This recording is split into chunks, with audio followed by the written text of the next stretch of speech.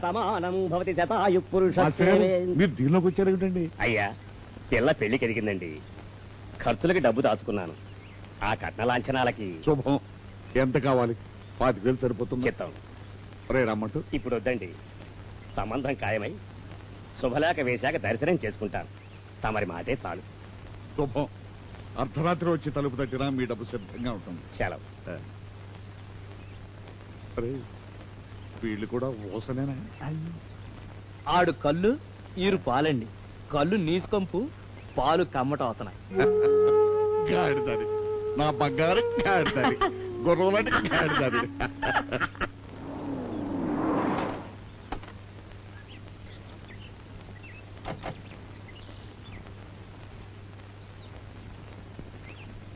గిరీశం గారి కోసం మా ఎండి గారు వచ్చారండి. వారిని అర్జెంటుగా కలవాలి. ఇక్కడ ఎవరో లేరమ్మా. ఇక్కడే దిగుతామని చెప్పారే. 1 minute sir.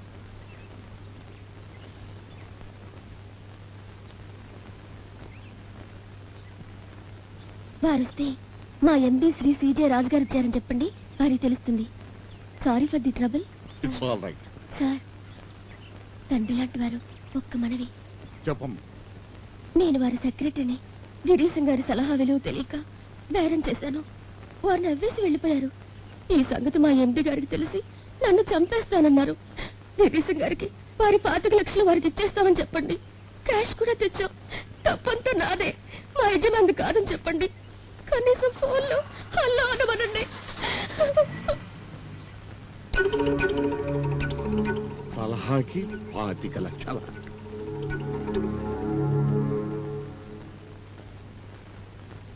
Hello hello, Girisham గారా? నేనండి, దేవస్థానం చైర్మన్ని. Thank you, thank you, thank you. నేను చెప్పినట్టే చేయించాను. లడ్డూ ప్రసాదంలో పటిక బెల్లం ముక్కలు ప్రవేశపెట్టడం వల్ల మొత్తం మీద 80 లక్షల ఆదాయం సార్. ప్రస్తుతానికి లడ్డూ ధర పెంచే సమస్య గట్టెక్కాం. మీకు శ్రీవారి ఆశీస్సులు ఎప్పుడూ ఉంటాయి. మీ సలహాకి అక్షర లక్షలు ఉంటా. రామచంద్ర, ఎవరయ్యా ఈ గిరీశం? ఎవరయ్యా ఈ మహానుభావుడు?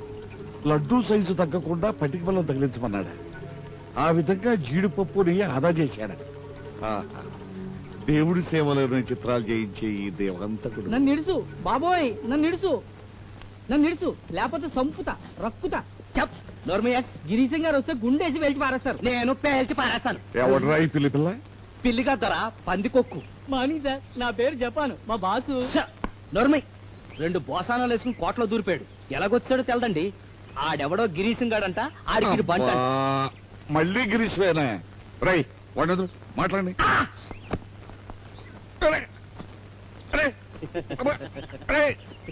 నీకు బుద్ధుందట్రా? వాడి కోసం నన్ను పడేస్తావిడ్రా? లే లే, నీకేం భయం లేదు. లేచి నిలబడు. వాడేం చేయలేవయ్యా మగడ. రై, నువ్వు వెళ్ళా మొదలు కూర్చో, కూర్చో. ఎడగా నిలబడవయ్యా. అరే, మొహం చూడవయ్యా. ఎవరు నువ్వు? నీ పేరేమిటి? జపానండి. చూప్, అసలు పేరేమిటి? తెలీదండి. గిరీశం గారు ఇలాగే పిలుస్తారండి. ఎందుకంటే నేను జీనియస్ అండి. ఆ గిరీశం గారు ఎవడరా? ఆయన ఇంకా చాలా గొప్ప జీనియస్ అండి. అసలు వాడు ఎవడగా అంటుంటే? వారు దేవుణ్ణి ఎలా వర్ణించరండి? ఎక్కడి నుంచి మొదలెట్టనండి? టాటా బిర్లా లాంటి కంపెనీ వాళ్ళకి గిరీశం గారు దేవుడండి. రాష్ట్ర ప్రభుత్వాలు, మంత్రులు చీకటి పడ్డాక వారి సలహాలు తీసుకుని ముడుపు చెల్లించి గట్టెక్కుతారు. బిజినెస్ లో ఒక సలహా విసిరితే కోట్లు కురుస్తాయండి. ఆయన చూపు తగిలితే దివాలా ఎత్తి శవాల్లా పడున్న కంపెనీలు లేచి చల్ మోహన్ రంగాన్ని డాన్సులు ఆడేస్తాయండి. డబ్బు విషయంలో జంతర్ మంతర్లో మనగాడనుకోండి. అదే ఇందాక ఎవరో చెప్పారు, లడ్డూ ధర పెంచకుండా. పటికి బెల్లం ట్రిక్కేనా అండి? దేవుడే తిల్లైపోయాడు అనుకోండి. అవును, అలాంటి వాడు ఇక్కడికి ఎందుకు వస్తున్నట్టు? అది అడక్కదు, అది దేవరహస్యం. చెప్పి నా తల తీసేస్తాడు. ఎందుకు ఇప్పుడు వస్తున్నాడు? ఎప్పుడో, ఎందుకో, ఎక్కడికో ఎవరికి తెలుసు గిరీశం గారి లీలలు. ఒరే రామంటూ, గిరీశం గారికి తూర్పు గదిలో విడిదని పట్టి చెప్తాం. తాళంటి కట్టమంటారా? ఒళ్ళు పడిందంటే స్నానం కూడా చేయి, జాగ్రత్త. పొద్దుపోయింది సామె. బట్టలు మార్చుకుని పడుకోండి. ఆయన వస్తే నేను చూసుకుంటాగా. నీ గురించే భయంరా. ఊసనా గీసనా అంటూ 5 గారిని అడగొడితేను ముక్కులు మూసేసుకుంటాను చెప్పానుగా. తప్పుడు పనులు చేయను. క్యారీలో పోయిను, ఫ్యాస్కోలో పాలు, పళ్ళెంలో పళ్ళు పెట్టాను, పక్కేశాను. మీరు పదండి, పదండి. శరణు శరణు మహాప్రభో, శరణు శరణు. ఈ గిరీశాన్ని కాపాడండి. అరే వచ్చారా? లేవండి లేవండి. లేవను. మీరు శరణిచ్చి 10 గంటలు నిద్రకి చోటిస్తే తప్ప లేవను. మీరు ఇక్కడ ఉన్నట్టు నరమానవుడికి చెప్పను. రండి కొంచెం గారి దయచేయండి. అమ్మో, భోజనం అంటే 10 నిమిషాలు నిద్రపోతుంది. గురూజీ నేను ఇక్కడికి ఎలా వచ్చానో నాకే తెలియదు. పడుకోవాలి, వాలి పడిపోవాలి. పడుకోవాలి, గురూజీ పడుకోవాలి. ఎక్కడ? మెట్ల కింద, పెరట్లోనా? మంచివారే. అదిగో మీకోసం గది పడక భోజనం అన్ని ఏర్పాటు చేసినాం. Thank you sir. Good night. సర్వమంగళ మాంగళ్యే శివే సర్వార్థ సాధకే శరణ్యే త్రయంబకే దేవి. నమోస్తుతే మహాలక్ష్మి నమోస్తుతే. ఏమిటయ్యా ఇది? మహారాజా నమోస్తుతే, శ్రీ మహాలక్ష్మి నమోస్తుతే. అయ్యా, అపరిశుభ్రంగా ఉన్నాను. తమరు ఎదుటి నిలిచే అర్హత నాకు లేదు. 5 అంటే 10 నిమిషాలు. ఈలోగా నాకు మీ తోటలో దొరికిన కనక మహాలక్ష్మి ప్రసాదం ఏమిటో పరిశీలించండి. వచ్చి వివరాలు దాఖలు పరుచుకుంటాను. జపాన్. ఇప్పుడే త్రవ్వు తెచ్చిన బాపతలాగా ఉంది. రే రమ్మండు, ఆ పెడితెరు ఏముందో? తేనె కావచ్చు, యాప నూనె కావచ్చు. నీ బోర్డు జోస్యాలు అడగలేదు. పలుగు తెచ్చి తాళంది. ఏల్సాలు.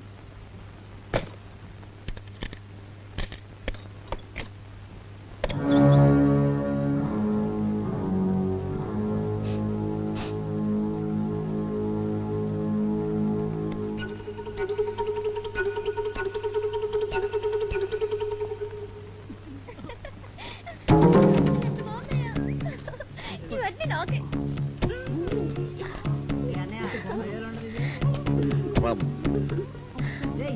అబ్బా, కదలకమ్మా.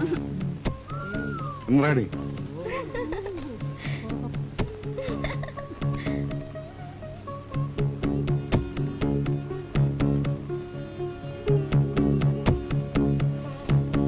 జపాన్, వైనాక్స్.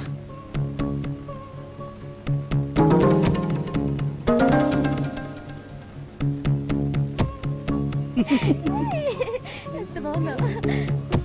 అమ్మా, అమ్మా, ఇది చూడవే. చాలా బాగుందమ్మా.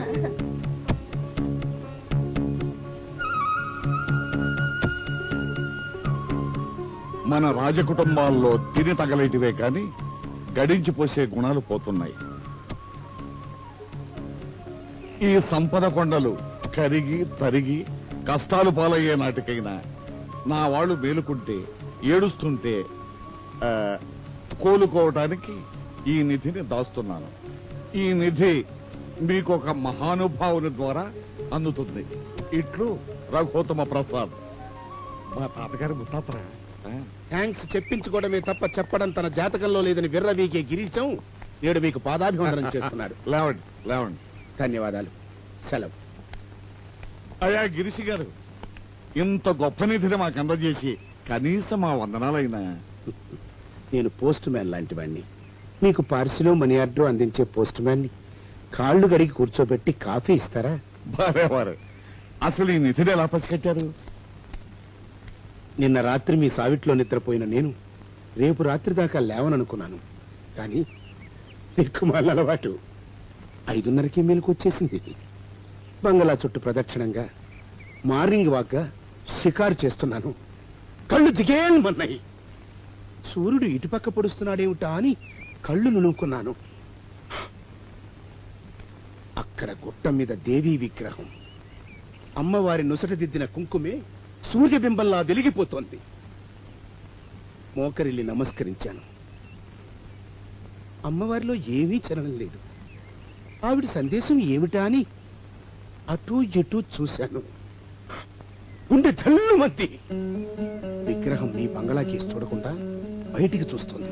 అనేసా, ఆవిడతోనేసా, అమ్మా తల్లి, నిన్నిక్కడ నిలుపుకుని సేవించుకుంటున్న శ్రీ రాజావారి కుటుంబం ఆ బంగళాలో ఉండగా నీ చల్లని చూపులు ఇంటి మీద కాకుండా వీధికేసి ఉన్నాయేమమ్మా. అది నీ పరాక లేక వాళ్ళ అపరాధమా అని నిలేశా. పక్కనున్న పలుగు తీసుకుని నన్ను బలిగొన్నా సరే నిన్ను విడిచిపెట్టనంటూ పోటేశా. వేశాను. గ్రహం కదిలింది. ఇంకో పోటు వెతును కదా, కంగుమని మట్టి తప్పించు చూద్దును కదా, ఈ పెట్టె కనిపించింది. అమ్మవారి విగ్రహాన్ని మీ ఇంటి వైపు అలా తిప్పాను. ఆవిడ గారు ఇలా మీకు ఇచ్చిన ప్రసాదంగా భావించి.